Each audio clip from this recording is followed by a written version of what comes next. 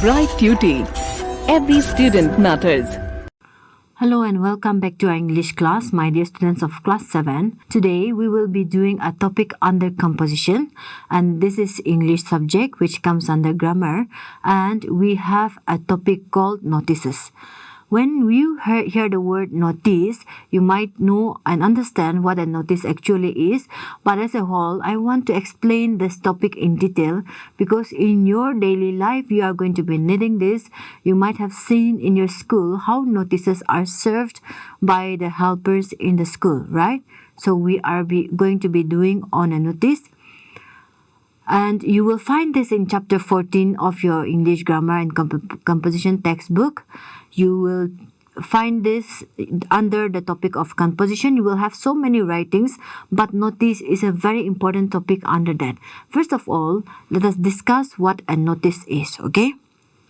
A notice is a short piece of writing written to provide information. I repeat, written to provide information to a group of people or something that concerns them.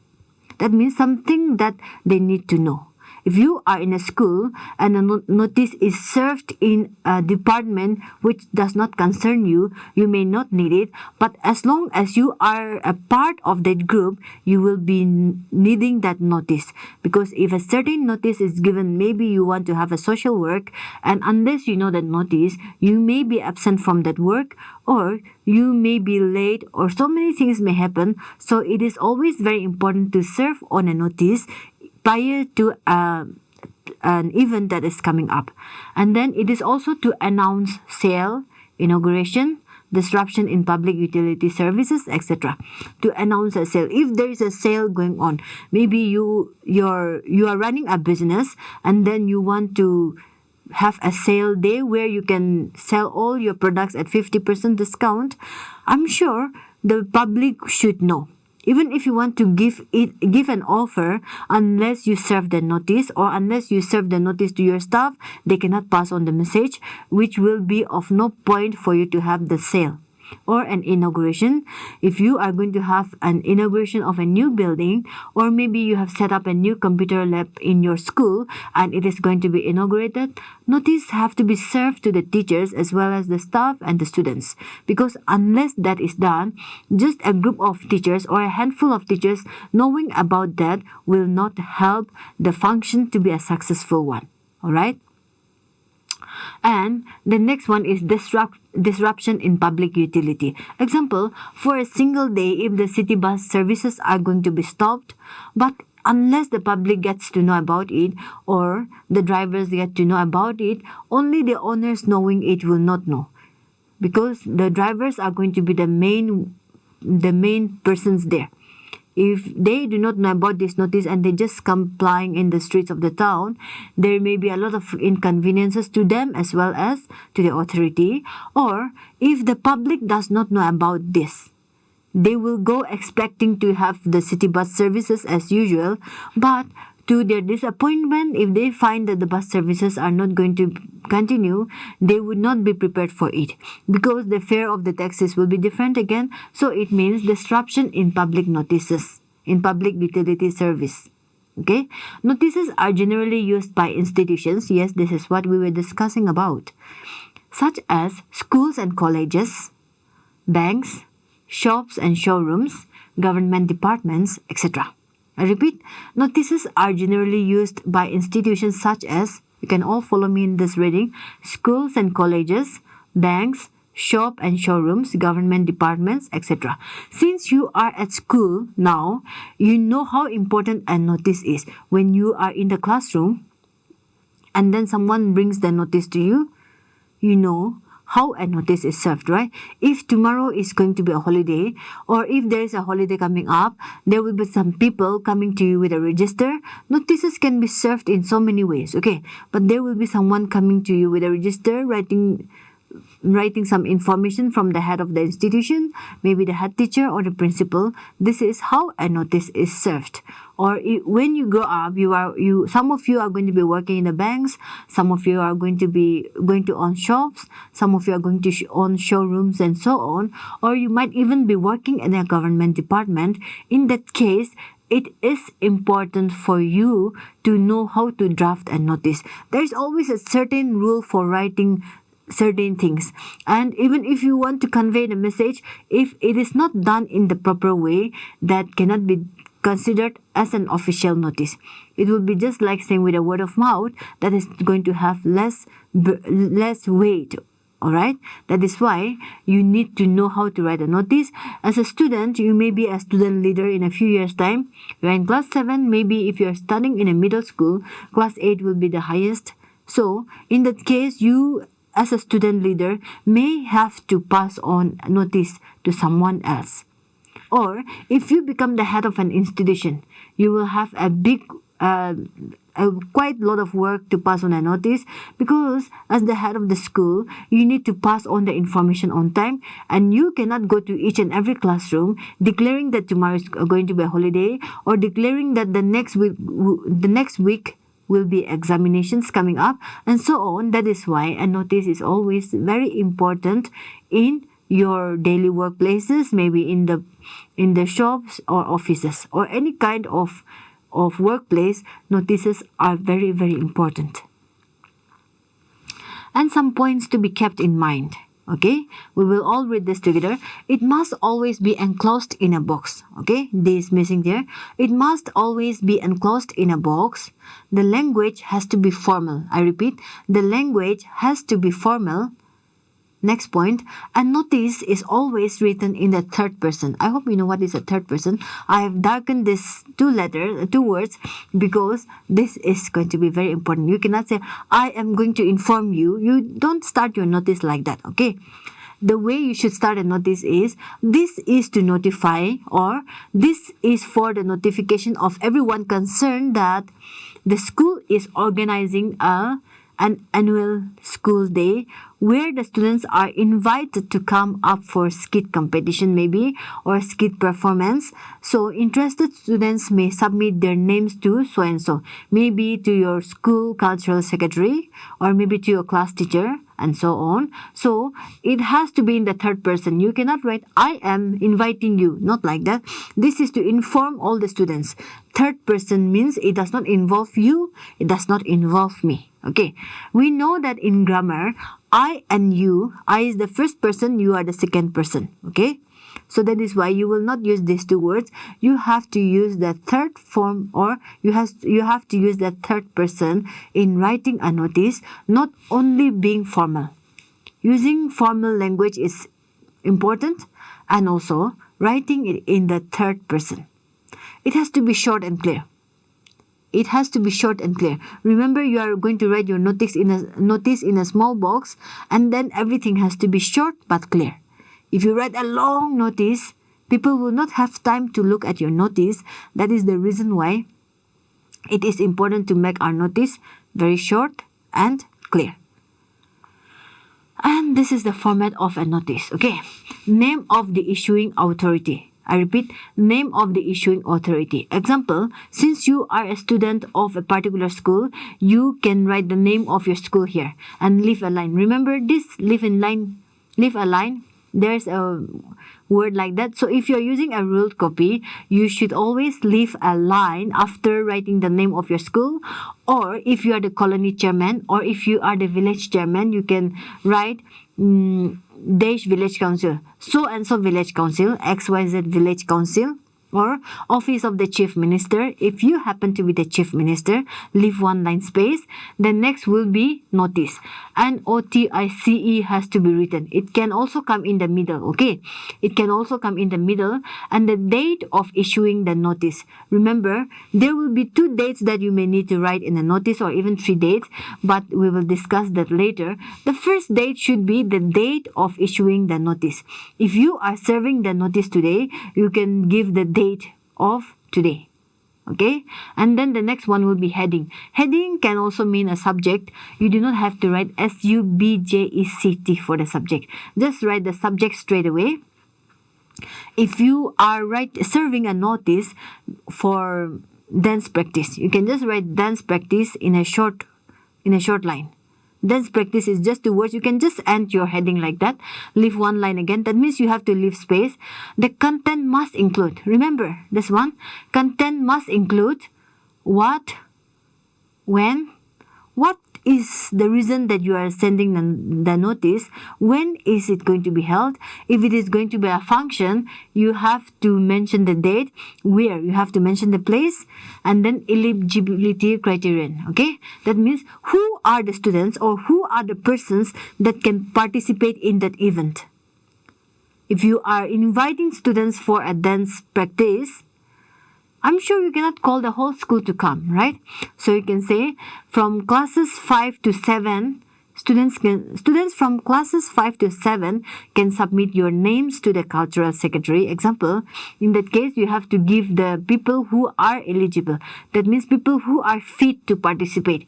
If there is going to be a drama from class 5 to 7 and you don't make it clear, who knows? Class 9, 10 students may come and grab the opportunity from you. Or they may come thinking that they are also included. And when they find that they are not included, they will be annoyed, they will be irritated, or they may not be very happy with you. So always mention the persons who are going to be eligible to participate in that event that you are inviting for. Whom to contact.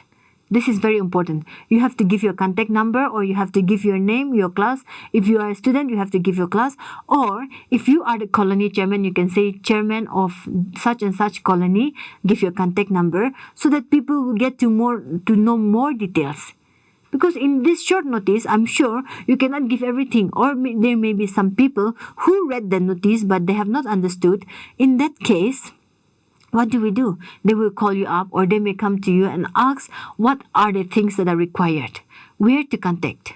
And you can even mention the address. If you are not giving your contact number, you can say contact the office. That means there will be a particular office where you are working and you have to mention that address. When to contact. If you are a person who sleeps early and someone calls you up at 9:30 p.m., you may not be able to receive. So you can mention the time when people can contact you over phone, or when people can meet you in your residence or in your office. You can mention the name of the place and the timing, or any other relevant point. You can add so many other points. Okay? You can add points like students who are interested, example. If you are just saying everyone should come and participate, that's a different thing. Or if you are giving some points, students who are interested in drama or role playing can come forward to submit their names. Their names, remember, you are using the third person. You don't have to say your name, okay? Students who are interested in participating in this practice can come forward and submit their names to the undersigned. Undersigned is a word that we use especially in notices because you are going to sign below. Signing does not literally mean your signature. It can be your name, your designation. Designation, we have been discussing this. If you are the principal, you have to write your designation. That means Mr. John, principal of Government Higher Secondary School, Futsero. Example.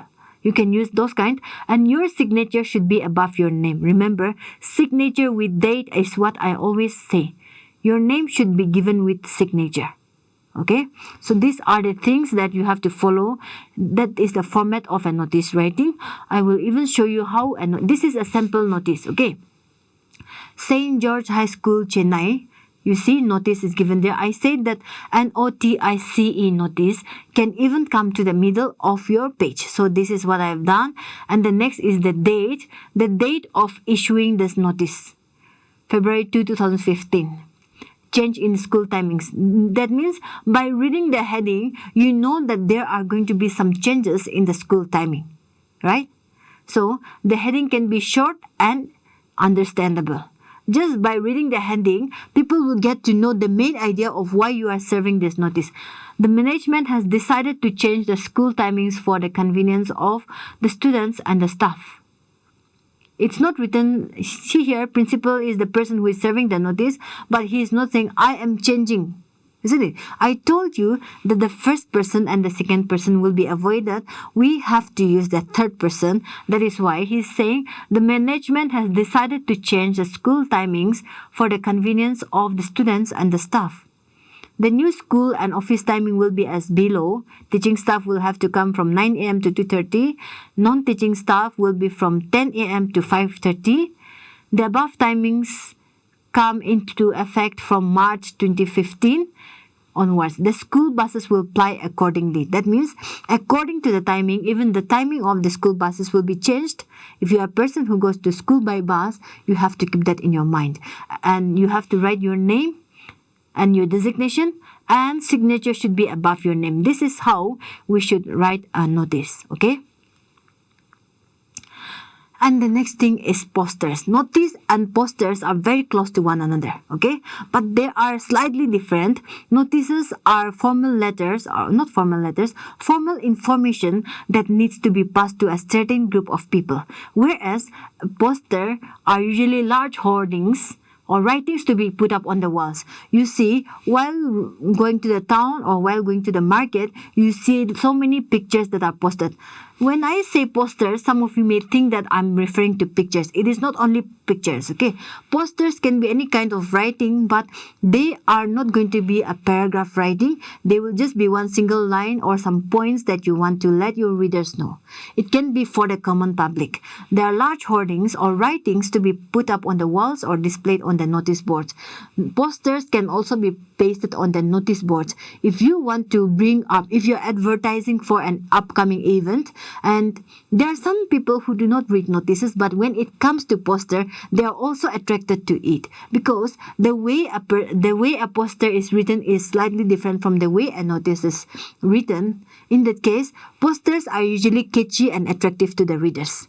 And when you see a picture or when you see some writings which are interesting, you tend to go towards that and read it. And so that is the work of a poster. It should be captivating. Captivating means capturing the attention of the readers or the person. Even if there are some persons who are not interested, if they see an interesting topic, they would be captivated by it, right? Or they would find it attractive and persuasive. Persuasion can be someone compelling you to do it in a polite way. It does not mean that you are forced to do something, but by looking at that, you are also attracted and you feel compelled to participate in a certain event. The main purpose of a poster is to inform, create social awareness. Remember, it's also to inform. If there is an information, you can also pass it through a poster to create social awareness, which I'm going to deal on that again later. Extend public invitation and wire notices. Wire notices just means pass on notices, okay? You can extend public invitation. If there is an essay competition coming up and you want the whole of the town, the students from the whole town want to participate, you can put up a big poster. Even if you cannot go to all the schools and invite, and your school is coming up with an essay competition, you can put large hoardings in the town, and then you will get to know that if you want to participate, you can also put your name there. Addresses will be given there. That is the work of a poster. This is just a sample of how to write a poster. Because when I say poster, you may be thinking only about the pictures that you see, or sale 50% discount, and everyone will be rushing to that. So posters can also be this type: conserve water, conserve life. The heading itself is sketchy, right? Why should one conserve? They did not write in paragraph wise, as I've told you. They have written it in point wise so that readers will know.